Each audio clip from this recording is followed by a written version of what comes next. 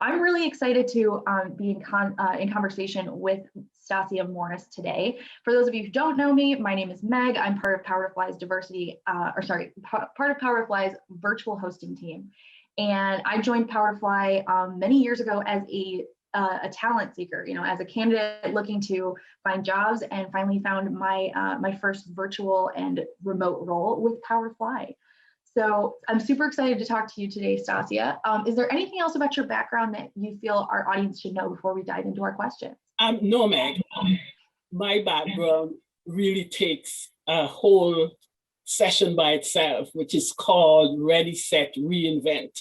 I've just reinvented myself over and over. I did this speech to the University of the West Indies in 2017. Then I just did it because of the pandemic. I did the same thing for Pace University. So it would take a whole session, a whole hour session. So no, nothing else about my background right now. If you want to know about my background, I just check my website. Absolutely. And we'll keep sharing the link to your website throughout today's chat. If you want to make your way over there, it's yourlifetrek.com. All right, so let's talk a little bit about your career journey and how you became involved in finance. We touched briefly on, your work as a financial advisor and that kind of thing, but what led you into it? What led me into it was the need, and my background and career has evolved, and then just everything is knitted together. Started life in the Caribbean as a teacher after I did my first degree, and then I went to the Bahamas, hung out for 2 years in Nirvana, then came to the US and did an MBA. Hired by IBM. I did a total 18 years at IBM. Big bang for my buck at IBM was that I was in the leasing business for 14 and a half years. And for the last 3.5 there, I literally was on the road every other 2 weeks in Brazil, Mexico, Argentina, Chile, building out their Latin America business. So I was always in the finance business, but it was in the business finance. And then I got downsized after 9/11 and looked at and similar to now, look at my skills and my passion, where I wanted to be. And people started coming at me to help them with their finances. And one lady one day called me her financial advisor. My younger sister was doing that. And I'm like, okay, let's go do it. And with my background, family background, we always educate. So I did all the things to become a financial advisor. Did that, then got a lot of calls to consult. Did that for quick money, but kept doing the financial advice thing. And later, this is where here's where I want to be. And if I had time, I tell you, when we get to telling you about the book, you'd realize that this just fits into my life's journey and life's passions. Yeah, I can see that. And I can also see how traveling is seriously a passion of yours. That's absolutely amazing to have had those opportunities. All right. So you said that, education is a huge theme in your family and is, very highly prioritized. Let's talk a little bit about the problem that is kind of defined by the United Nations as this financial literacy issue. We can't really, it's one of those sticky topics that people think is covered in school, but it's not really. And we can't really eliminate poverty if people don't really understand, how to speak finance. So let's talk a little bit about that. Yes, and I found this recently. I had to talk to my country, and oh, by the way, I'm from St. Vincent and the Grenadines, and we're having a volcano eruptions, etc. But I was talking for their 41st independence celebration, and as I did my research, I found this UN article, and then had the opportunity to talk to a lady who's actually implementing this in Jamaica. So what the UN says, and I'm going to read it, I was going to pop the slide up, but since we don't have a lot of time, I just read what the UN says. The United Nations has Sustainable Development Goals, and they said that financial literacy is a key pillar for financial inclusion. And it just so happens your topic is Financial Inclusion Summit. And it said it's a critical success factor to achieve 9 of the 17 United States Sustainable Development Goals. For instance, eliminating poverty and achieving gender equality is not possible when 2/3 of adults worldwide remain financially illiterate. And it goes on to say that women continue to trail men. And I do a lot of speaking with women. The other thing I want to bring out is another person, Jaboski, says there's a strong link between financial literacy and financial wellness, and that a lot of minorities are not financially well, and they're not able to really sustain something like this, what the pandemic we just had, or we still have, and they're less likely.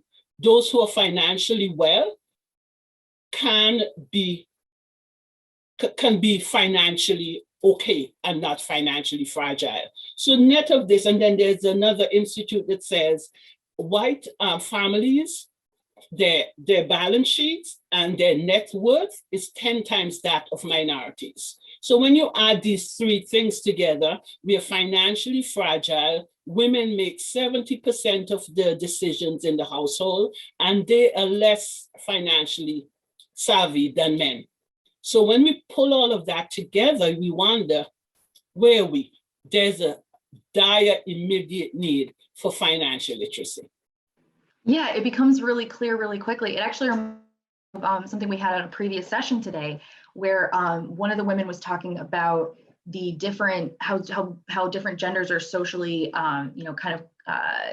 like groomed basically, or social development. And one of the ways that she highlighted was the different ways men are taught, about finances and about money, and how you want to earn all this money so you can support a family, but that women are usually talked to about money in terms of budgeting and saving and scrimping and that kind of thing, as opposed to being financially independent and knowing from a young age that that's something like a goal that you need to have. So when we're talking about this idea of the ways or the differences in ways people are kind of maybe taught to think about money, or that kind of situation, do you see similar parallels when it comes to either racial divides or socioeconomic classes? Well, I see a lot, racial, both, and being an immigrant from the Caribbean, I see, and I have a British background, and I live in America, and I never had use of credit cards or spent on credit, etc., until I literally became Americanized. So yeah, there's different classes. Also, some people don't talk about money at home. That's why I wrote the book for my nieces and nephews and everybody else. I started as a love letter, and it became a book, Teen Money 101, because we don't teach this consistently. And actually, I'm coming up on the Pace University platform in about 2 weeks, talking about parents and teens and kids, how parents teach kids financial literacy. It's a pity that women, and we have to change the paradigm about women, because we all know today that women make less money, they spend less time in the workforce, they have less social security income, etc. We make 70% of us CEO should be CEOs of our households. We don't have the money, we don't have the knowledge, and we live longer. It's scary. We live longer than the guys. And women who are listening, 95% of you would at some point in your life be financially dependent on yourself. So what's the picture? Yeah, how are you supposed to do that if you're not equipped to, or if you never really thought about it? That's one of those things where it's like the idea of financial independence to me doesn't, at least when I was growing up, that's not what it meant. Financial independence meant like not being in debt. But the idea of having to be completely self-sufficient, as opposed to relying, like, I have a husband who handles the majority of our finances, that's not something that I'm okay with going forward, because I can see how not only does that hamper me and my personal growth and my freedom, but it's also not fair to the other person that's having to take on all this extra burden.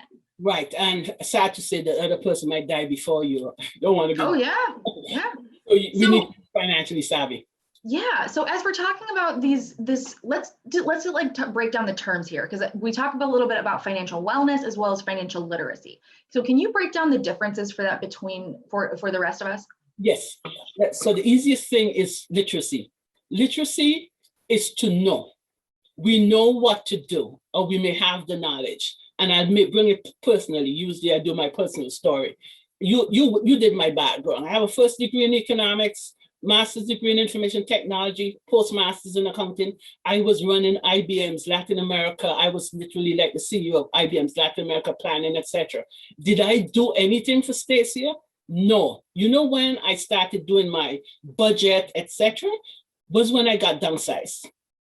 I got downsized after 9/11. I was supporting the Enron and the oil utility business, and there was no business there for IBM. So they let go all of the solutions people, which was a good business decision, their business decision. But I lost my job, and it was a dog days to find a job. So what did I have to do? I had to put my budget together. See, I had expenses, no income coming in, so I had to spend down monies which I shouldn't have spent down. So we do all of that stuff. And then you need to, so that's, I knew I was financially literate, but I was not financially well. Today I'm financially well because I know all the income that comes into my house. I know all the expenses. I have a running budget for 3 months. I know my net worth, what my house is worth, how much the bank owns for the house, whatever I have, I know. So I became financially well. I know my stuff. It's not everything isn't where it should be or how much it should be, but that's the difference. I have literacy and I consistently apply the literacy to my situation. And that means financial wellness. We can break it down some more. Financial wellness means your ability to support yourself at every stage in your life. Yes, college students, their parents help them, but at every stage in your life, you should be able to support your lifestyle and save, all the good things that financial literacy teaches, you should apply to yourself and be financially well. Okay, so obviously financial literacy is the key to all of this, but is it possible to be financially well without financial literacy? It is possible. You can have a financial advisor. You can have a financial advisor who can put stuff in place for you. But I can't see the wellness without the literacy. In that case, you just spend, we know about a lot of sportsmen, etc., who get a lot of money and then they fritter the money away. So it's not possible to be financially well unless you have a financial advisor. Okay. The finances. Yeah, very true. So then you're just, you're kind of outsourcing your financial literacy to someone else. Mm-hmm. All right. So we talked a little bit about the different people that need financial literacy, even if they don't think they do. If you are starting from, let's say like scratch, how do you start out dividing your money between expenses, investments, and savings? Because this is something that I was taught in very, very broad, loose terms, maybe like once in high school, I think. So the loose terms are, there is a rule, a 50-30-20 rule, which says 50% for necessities, 30% for wants, and 20% for financial goals, which are setting aside money for retirement, etc. So it's the 50-30-20. But in a lot of households, it's 100% expenses. So I would say you have that framework, but I break it down some more. And the Bureau of Labor Statistics has averages that people use for spending monies. For example, housing, we know we go to get a mortgage and the mortgage should be about 34% of your income. Then transportation, 17%, food, 12%. Then your charity, your church, 10, you save about 10. And hopefully you have a surplus left over, but a lot of people have deficits at the end of the month without knowing it, and they support the deficit with the credit card. And that's another bad thing. That's a bad thing. So, okay. Oh, sorry, go right ahead. So yes, there are parameters, and anybody listening, you can go on to the Bureau of Labor Statistics, or you can look at my website. I have some stuff on my site. You have a lot of stuff on your site, actually. I was perusing it and thought that the course offering is just really great, and definitely something that I wish I had back in college or even in high school. Well, I'm laughing because years and years and years ago, when I just came to this country, I was a programmer. And what I want to tell the audience is, all knowledge you have, just keep it. Because I actually built my own website on a platform. It's so much easier to know what I want and put it out there. And I have some young 20-somethings who are the support people on the platform, and they literally said, I rock. Because I know my stuff. I still remember how to program. It's amazing. Good for you. That's awesome. Yes. So thanks for the comment on the website. I'm still building. Everybody is. Yes. And actually, that was actually something, so I wanted to touch on that before we move on. So you talked about going into, looking at either your website, the Bureau of Labor Statistics. How, if you're looking at overviews and data for the American population at large, how likely is it that that data or those guidelines are going to be skewed towards, like a white audience or a middle class audience? One of the things that we've learned, even just over the pandemic, is how much more expensive it is to be poor or in poverty than it is to come from a well-off or a generational wealth type family. So is there wiggle room in there that people need to keep in mind when you're coming from a much lower socioeconomic status? Everything is skewed there, because when we think of averages, before today's talk, I read an article on averages or means, and the guy prefers to use averages. And the averages are horrible. I think it's about billions of the wealth gap between Black and white today in America, billions or trillions of dollars. I have his stuff on my desk, but it's just amazing. So everything is skewed. Everything is skewed. He says the gap is $11.2 trillion. Which is like a disgusting amount, right? It doesn't sound real for most people. Like for most people, the idea of $1 million is. Well, you said the right thing. The average between Blacks and white households is $1 million. Yes. Yep, I would absolutely believe this. Absolutely. And it's one of those things that we have the power to change, right? And it starts like you kind of keep pushing, like it starts with education. It's learning the differences. It starts with education and then applying the concepts. And then gradually, slowly, miracles can happen. Yes. Every drop makes a puddle, as our lovely HR person, Gina, loves to say. All right, so let's shift gears here into some of your financial advice for our community, or for the audience that we have today. Can you give us a couple pieces of advice that are really core, or the best things that people need to hear? Yes. So you actually advice. First thing you need to do is look at your cash flow. You have to know your cash flow. You have to know what comes into your household every week, 2 weeks, or month, and what goes out. A lot of people know what comes in, and I used to be like that. I knew what came in. I never looked at what went out. And thank God there was always a surplus delta. I had a good job until I lost my job. I got downsized. But look at your cash flow. Once you start managing your cash flow, then you put together a budget and you manage that budget. And I've been just telling people as recently as Thursday, put together your budget, and when your relatives, siblings, children, nieces, nephew, whoever comes and say, I need some money, unless it's critical to lend them, just blame your budget and say, I need to look at my budget, and go look at your spreadsheet or wherever you keep your budget, and come back and say, my budget doesn't allow it. Now, they can't beat you up and say you're mean because your budget didn't allow it. So some people I spoke to recently love that, blame it on your budget. So start with the basics, cash flow.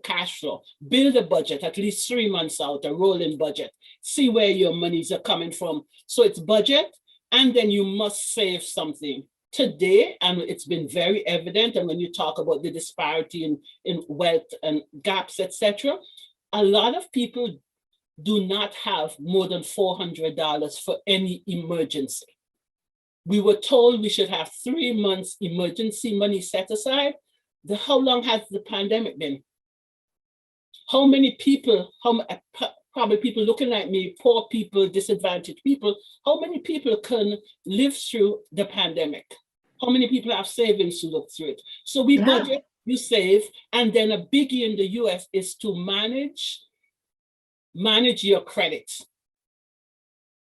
So I see somebody wants us to reiterate the percent. Don't worry, finish this and we'll go back to that question. Joella, thank you for that question. We will get to you. Manage your credit, and then there is the dreaded thing that doesn't happen in the minority population, minority families.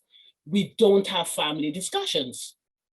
we are afraid of discussing this elephant in the room. It's so big that we wouldn't even touch it and talk about it, but we need to, because don't scare the kids.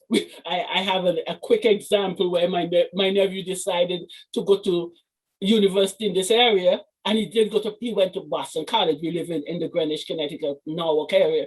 So he decided, because he heard us saying one year, we couldn't bring home our sister for Thanksgiving and then Christmas. She had to choose one. She was at Notre Dame in Indiana. So he decided to go to local college where somebody can pick him up. And yes, I found myself picking him up. But don't scare the children. But you have to talk. You have to talk. Yeah, and I think you're right. That is a really fine line to kind of cross or toe when you are a parent. I remember being, I was in high school when 9/11 happened, and a ton of people right around that time was also the bursting of the housing bubble. And so I remember a lot of friends that were either losing their homes or had to downsize or whatever, and having conversations with my parents about like how, my father had just bought a business. He was, had worked so hard to do that, and that we might lose our house as a result of it. And it was important information to share, but definitely, because of the traumatic, nature of the times, it was scary to have that kind of be the first time I really got any sort of peek at what my family finances were. So yeah, thank you for highlighting that you're right. You don't want to scare the kids, but getting to talk to somebody about, what, demystifying the finances and talking to a family member about it first is really a good way to, make that introduction without, without having to worry about like how old your kid's going to be when they finally figure this stuff out or finally get curious about it.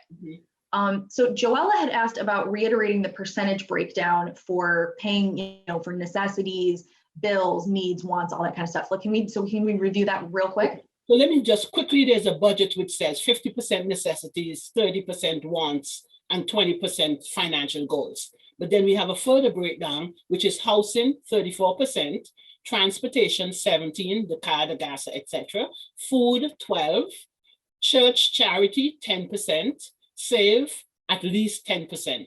And then you see if you have a deficit or a surplus. Hopefully you have a surplus. Fingers crossed, right? And then there are further breakdowns between those, but those are the global ones. I love that. Thank you so much for sharing that. And thank you, Joella, for that great question. So we only have 5 minutes left, so I want to make sure we kind of make the most of your time with us. Obviously, we talked, you're familiar with Downsized. So what advice could you give to somebody who might have lost their job or been downsized during the pandemic? Okay, and this one I go back to ready, set, reinvent. So set back and look at your skills. You have to do two things. You have to first look at the skills that are going to be post-pandemic skills, because skills are changing. So there's a long list of post-pandemic skills. Then look at your skills. Are you a skill fit for any of those jobs? Or do you have transferable skills? And also, I just found out with a partner I did last week, Thursday, we talked to University of the West Indies, and there's this concept of 5 to 9. What are you doing 5 to 9 to reskill yourself? So you have to see, do I fit? Do I reskill? During this pandemic, I know it's been very difficult. For me, it was looking at everything I had in my hands. That's why there's so much stuff on my website. I mean, I've been working for like 30 years or more. So look at what you have in your hands. That can fit into the gig economy. What can you do now? Go on Fiverr and those are the other sites and see what kind of skills they need. A friend of mine who was on the same platform with me last week, he's an economist, and he saw that people need stuff for economic research. So there's a need, there's a lot of skills, needs, see where you fit. And if you don't fit, go reskill yourself or retool yourself. Do that 5 to 9. Work from 9 to 5 and then go home in between having dinner, do the 5 to 9 reskilling, retooling. I love that. Thank you so much. And I love that most of this advice is coming from your personal experience. It's, you can hear somebody as educated as you want talk about it, but without that personal experience with the subject matter, it sometimes has a disconnect. So thank you so much for sharing that with us. You're very welcome. I'm very transparent. I have siblings, etc. listening, so I try not to say much sibling things, but Wonderful. Okay, so in the last couple of minutes we have, can you tell us more about your book and how people can keep up with you and your services? Okay, my book, I wrote my book about my nephew and my niece. She lent and he spent. So the book is lights, camera, action. The lights are the new terms, camera is the story, and the action is some activity based on the chapter. And the book has been used by a lot of schools in Connecticut, schools, after school programs, lots of churches that did some transferable New York education where kids were not going to college, but they were going out to work. So almost every year we went down and did some work with that. So I've been doing a lot of work with schools, etc. You can find my stuff online, Your Money Trek. Sorry, no, it used to be Your Money Trek. I've rebranded to expand, so it's yourlifetrek.com. And you find everything you need to know about me and a lot of stuff. And we're still building out. The book has been translated into Spanish. It's in Mandarin. And we're doing a lot of translation. Everything I do now, I'm translating into Spanish. That is wild and so great. Thank you so much, Stacia, for sharing that with us. I just want to say a huge thank you to you for spending time with us and sharing your expertise today. I know there's a lot that goes into these events. So thank you so much for the opportunity to learn from you. You're very welcome. It's been a pleasure for me. Can we get a round of applause for Stacia?